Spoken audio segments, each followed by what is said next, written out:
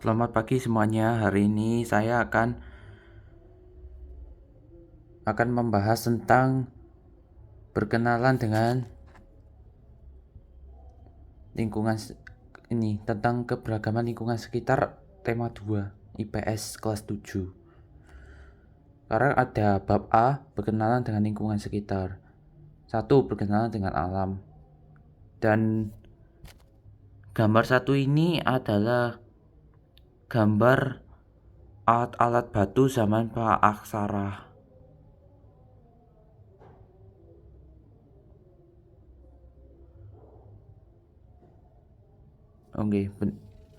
Pada zaman praaksara, kehidupan manusia masih menggunakan benda dari sekitar. Kehidupan primitif masih menjadi aktivitas sehari-hari dari manusia-manusia tersebut. Teknologi yang digunakan seperti benda-benda yang diciptakan sudah canggih di zamannya. Beberapa peradaban meninggalkan benda-benda tersebut hingga saat ini dan memberikan manfaat bagi aktivitas manusia. Dan bumi kita ini sudah tua dan kerusakan. Pemanasan global ini, efek rumah kaca, ya, polusi udara, air, dan tanah merupakan contoh yang dapat merusak bumi.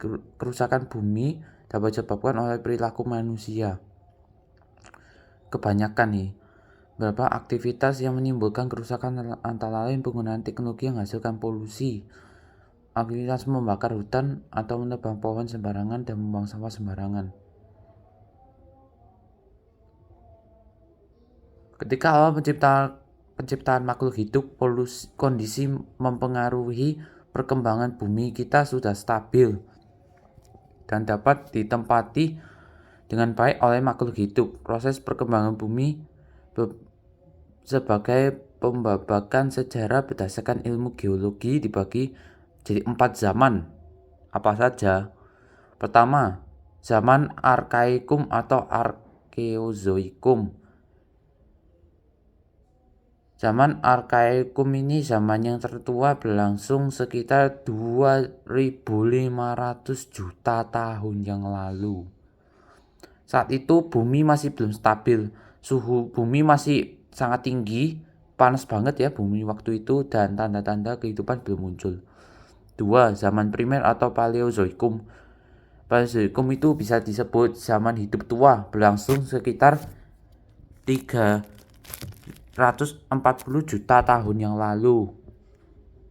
Pada zaman ini tanda-tanda kehidupan muncul toh. Satu-satunya kehidupannya adalah organisme bersatu. Ketiga, zaman sekunder atau Mesozoikum.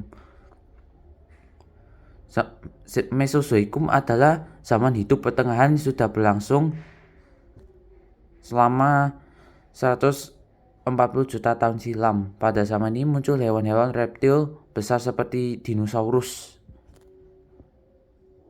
Triceratops ini, dinosaurus. Zaman hidup baru Neozoikum. Pada zaman hidup baru dibedakan jadi 2 zaman antara Tersier dan Kuartier. Tersier ini 60 juta tahun lalu, dinosaurus punah dan muncullah hewan-hewan yang menyusui atau mamalia. Dan Kuartier adalah zaman Kuartier mulai terdapat tanda-tanda kehidupan manusia. Pada zaman ini merupakan zaman terpenting bagi kemunculan aktivitas manusia. Dan sekarang ini ya mungkin di sekitar kalian ini ada pencemaran udara. Pencemaran udara dapat terjadi karena emisi gas yang dihasilkan selama proses pembakaran. Hasil pembakaran menghasilkan gas karbon dioksida atau CO2. Kandungan karbon dioksida yang tinggi di lapisan udara bumi atmosfer berdampak pada terciptanya efek rumah kaca. Akumulasi emisi gas mengakibatkan pancaran panas matahari terperangkap di lapisan udara bumi, sehingga terjadi kenaikan suhu di permukaan bumi. Pencemaran air. Tingginya konsentrasi zat-zat berbahaya yang terkandung dalam zat air mengakibatkan pencemaran air. Konsentrasi zat-zat tersebut telah berlangsung lama sehingga menimbulkan dampak tertentu. Pencemaran air dapat terjadi karena penggunaan bahan peledak untuk menangkap ikan dan limbah industri yang dibuang sembarangan tanpa diolah terlebih dahulu. Air memiliki peranan penting dalam kehidupan manusia. Berbagai aktivitas manusia seperti memasak, mencuci, dan mandi membutuhkan air. Perairan yang tercemar seperti di gambar ini berdampak pada kesehatan manusia. Berkurangnya ketersediaan air bersih dan mengganggu keseimbangan ekosistem air. Pencemaran tanah disebabkan karena tanah kehilangan komponen penting sebagai daya dukungnya. Penggunaan pestisida yang berlebihan dan pembuangan limbah industri ke tanah merupakan contoh pencemaran tanah dengan pestisida. Tak semua penggunaan pestisida tepat sasaran, hanya sekitar 20% yang menaik sasaran, sementara sebagian besar sisanya jatuh bebas ke tanah. Dampak dari pencemaran tanah yaitu tanah menjadi tidak produktif atau aktivitas pertanian dan dapat mempengaruhi ketahanan pangan. Contohnya seperti gambar ini, gambar 2,6. Sekarang kita masuk bab yang baru, perkenalan dengan masyarakat. Bagian A, pengertian interaksi sosial. Secara umum, interaksi sosial merupakan suatu proses dalam bertindak dan bereaksi dengan keberadaan orang-orang yang berada di sekitar kita.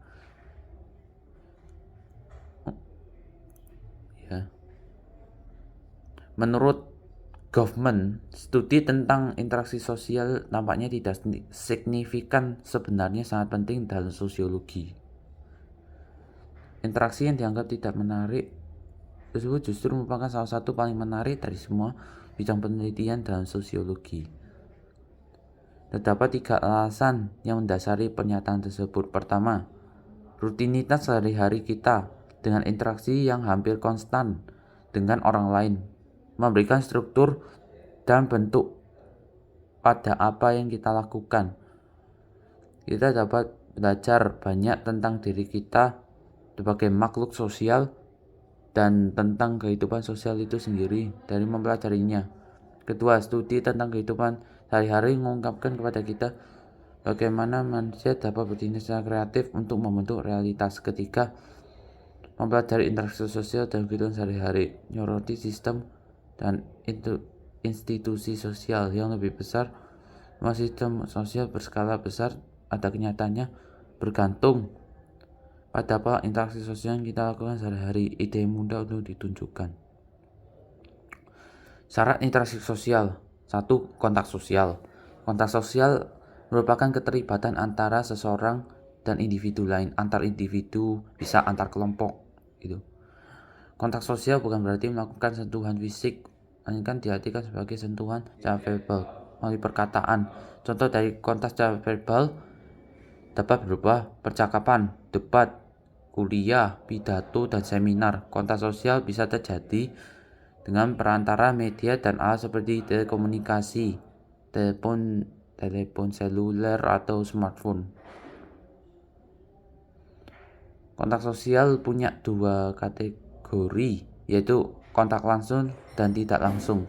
Kontak langsung atau primer adalah kontak yang secara langsung terjadi tatap muka tanpa perantara. Kalau yang tidak langsung sekunder ini ada perantara. Berikut komunikasi. Komunikasi adalah suatu proses dalam menyampaikan pesan dari penyampai pesan komunikator kepada penerima pesan komunikan. Komunikasi terjadi dan berlangsung jika individu menyampaikan suatu rangsang stimulus yang dapat direspon atau dijawab oleh individu lain yang dituju. Komunikasi dapat terjadi secara terus-menerus sehingga dapat terjadi pertukaran pesan. Komunikasi terjadi setelah kontak sosial berlangsung. Tetapi kontak sosial tidak terlalu dapat diikuti oleh komunikasi. Komunikasi dapat terjadi apabila telah didahului dengan kontak sosial. Proses komunikasi terjadi lebih panjang dibandingkan dengan proses kontak sosial. Hal tersebut terjadi karena melibatkan pertukaran pertukaran pesan yang berbentuk verbal dan ataupun non-verbal. Bentuk verbal berbentuk kata-kata yang disampaikan melalui pembicaraan, diskusi, dan hal-hal sebagainya, melalui mimik, ekspresi wajah, gestur, gerak tubuh, dan bentuk gerakan tubuh. Bahkan bahasa tubuh kita dapat menyampaikan pesan yang tidak sesuai dengan kata-kata kita.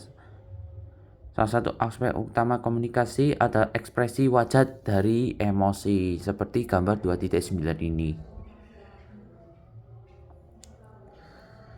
Sekarang kita masuk yang baru, bentuk interaksi sosial. 1. Interaksi sosial asosiatif.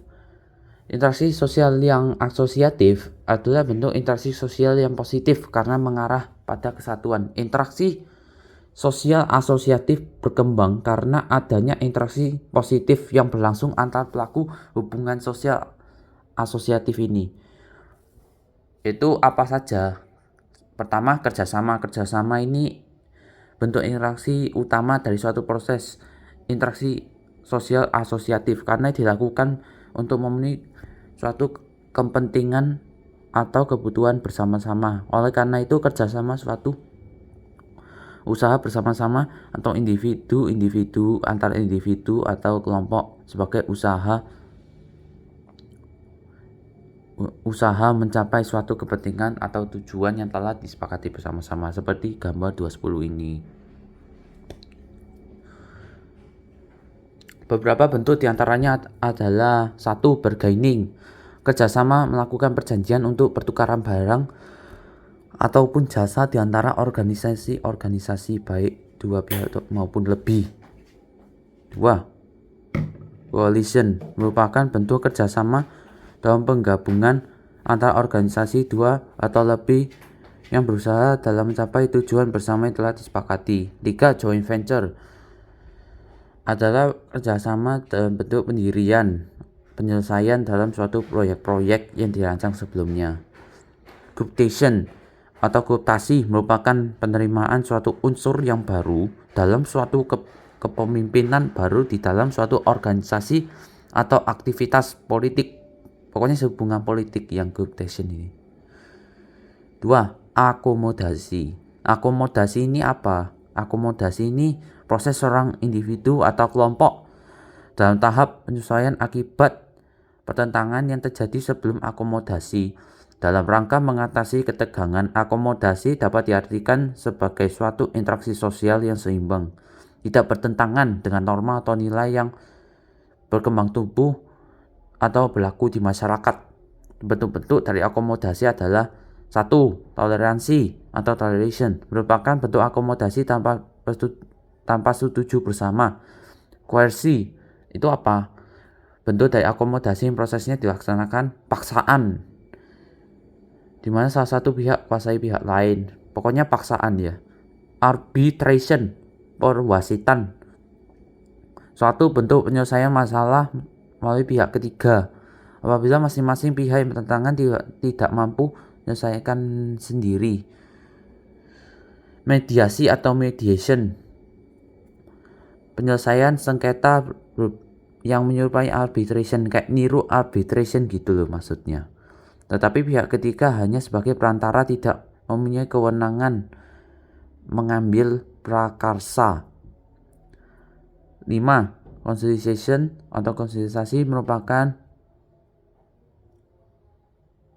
ada usaha untuk mempertemukan keinginan pihak-pihak yang berselisih agar tercapai tujuan bersama.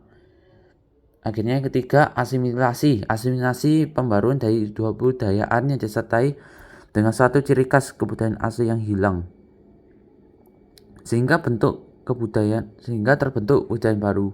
Asimilasi ditandai dengan usaha-usaha dalam mengurangi perbedaan yang terjadi antar orang atau suatu kelompok. Dengan adanya asimilasi, maka orang-orang dari kedua kelompok akan berusaha sedikit demi sedikit mengurangi perbedaan di antara mereka. Keempat, akulturasi adalah pencampuran kebudayaan. Akulturasi dapat jadi saat suatu kelompok yang punya kebudayaan tertentu dihadapkan suatu unsur budaya asing atau budaya lain yang secara sadar atau tidak mulai diterima keberadaannya tanpa berpengaruh pada budaya yang sudah ada. Contohnya Masjid Demak ya, pada gambar 211. Interaksi sosial disosiatif. Jenis yang kedua adalah interaksi sosial disosiatif atau interaksi sosial disasosiatif atau interaksi sosial disosiatif. Interaksi sosial disosiatif memiliki hasil akhir yang negatif, ujung perpecahan atau pokoknya hal-hal yang nggak baik, perpecahan antar individu maupun kelompok.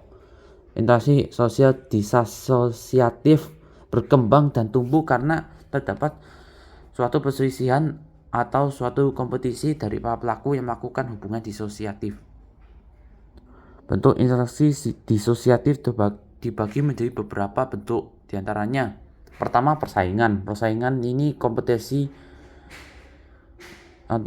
merupakan interaksi yang negatif. Persaingan kompetisi timbul dari dua individu maupun lebih dengan saling memperebutkan suatu yang jumlahnya terbatas, sehingga memungkinkan untuk melakukan segala cara. Persaingan secara perorangan ini disebut dengan persaingan pribadi. Sementara persaingan yang bukan bersifat pribadi yakni persaingan antar kelompok. Contoh dari hal tersebut adalah persaingan antara perusahaan-perusahaan dalam memperebutkan daya pemasaran. 2. Kontravensi ya, adalah suatu proses sosial yang terjadi di dalam persaingan dan pertentangan atau konflik. Ini merupakan sikap menuju ketidaksenangan. Punya beberapa bentuk, yaitu umum, sederhana, intensif, rahasia, dan taktis. 3. Konflik sosial atau pertentangan. Ini sering disertai ancaman dan kekerasan. Pertentangan atau konflik mempunyai beberapa macam pertentangan seperti pribadi, rasial, antar kelas sosial, politik, dan internasional.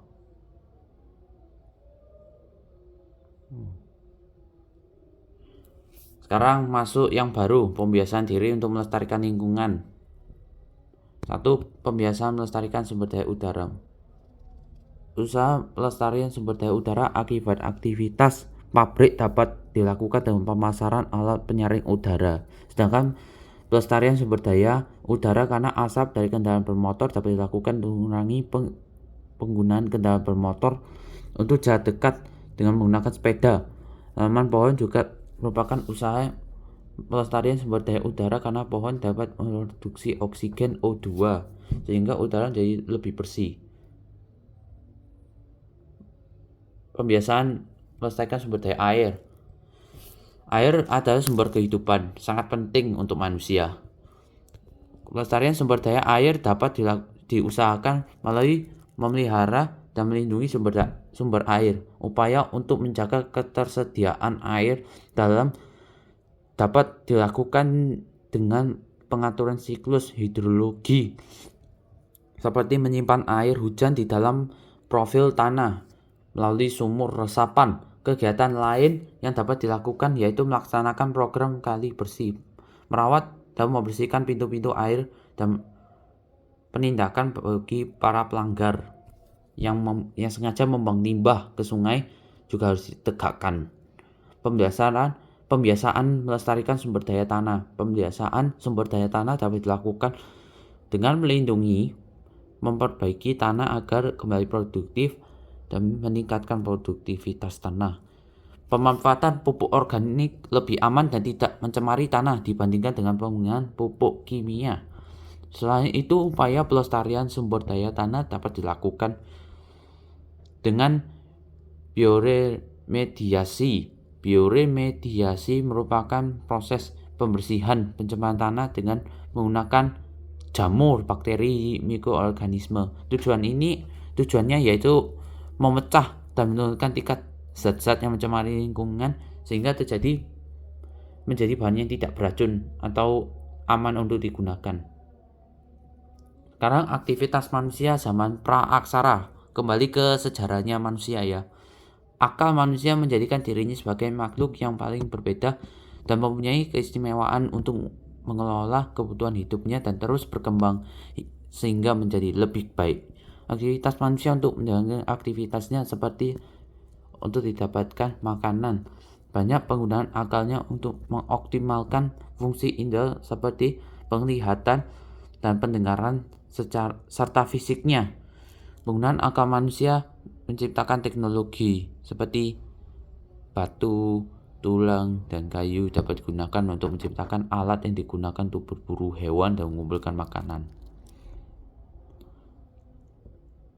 Alat-alat tersebut pastinya mengalami perkembangan dari masa ke masa dan inovasi sesuai dengan kebutuhan pada zamannya.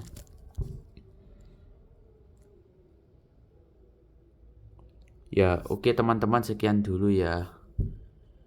Oke.